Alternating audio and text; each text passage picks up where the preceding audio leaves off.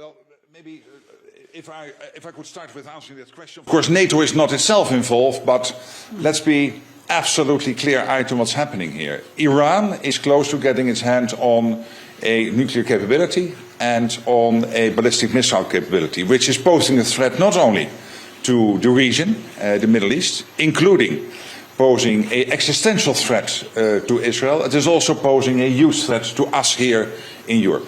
We also know that Iran, as an exporter of chaos, has been responsible over decades now for terrorist attacks, assassination attempts. I can tell you from my own experience in my own country, where members of the Iranian diaspora have been under threat from the Iranian regime. And I'm talking about the regime here, not about the Iranian people.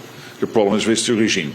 Again, NATO is not involved. I can assure you that NATO will defend every inch of NATO territory.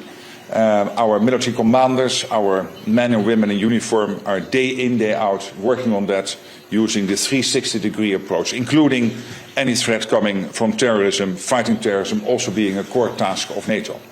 But degrading Iran's nuclear capability, degrading Iran's missile capability, the fact that Khamenei is now gone, who is responsible for only this year thousands, potentially 10,000 of people dying because of the Iranian regime when people were starting to protest against the regime in January. We have seen all that. So I think we are all better off with him gone and with the nuclear and ballistic capability being beaten and degraded as it is as we speak.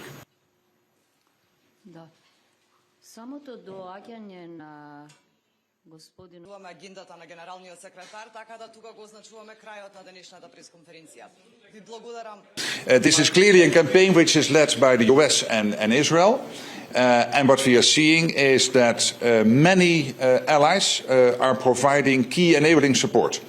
That's not being part of the campaign, but when it comes to access, logistics, for example, the Spanish Patriot system in Turkey, defending already for 10 years, key US interests based there in Turkey through that Patriot system. These are all examples of how, as NATO collectively, but first of all, of course, the individual allies, where they have the optionality and the possibility to make bases available, etc., they are doing that. And I feel widespread support in Europe. I was on the phone with many leaders over the weekend and also early this week, and I clearly sensed that taking out nuclear capability, taking out the ballistic missile capability, and also Khamenei gone, this is applauded by many of my colleagues in NATO.